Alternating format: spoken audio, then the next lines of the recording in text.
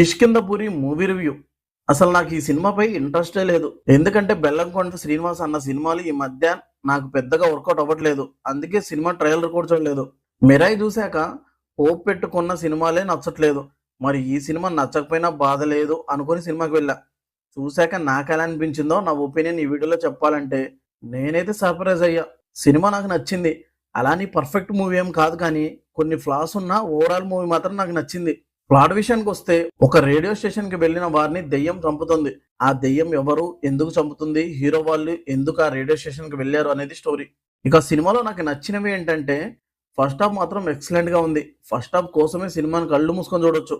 First half లో వచ్చే horror scenes చాలా బాగున్నాయి. నాకు ట్రైన్ దగ్గర వచ్చే హారర్ సీన్ మాత్రం అదిరిపోయింది. సినిమాలో 3 ట్విస్టులు ఉన్నాయి, అవి కూడా అదిరిపోయాయి.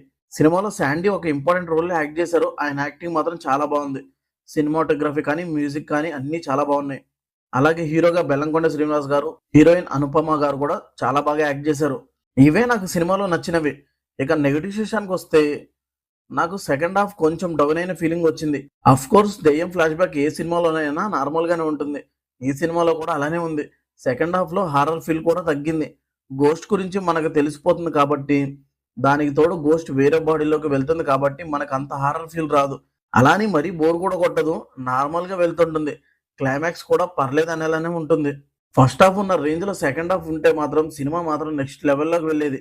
ఈ నెగిటివ్స్ మీకు ఓకే అనుకుంటే సినిమా మీకు నచ్చుతుంది. ఫస్ట్ హాఫ్ మాత్రం నెక్స్ట్ లెవెల్ అనిపించింది నాకు. మీరు చూసి మీకు ఎలా అనిపించిందో కమెంట్ చేయండి. ఈ రివ్యూ మీకు నచ్చితే లైక్ చేయండి. మళ్ళీ నెక్స్ట్ వీడియోతో కలుద్దాం. Thank you for watching.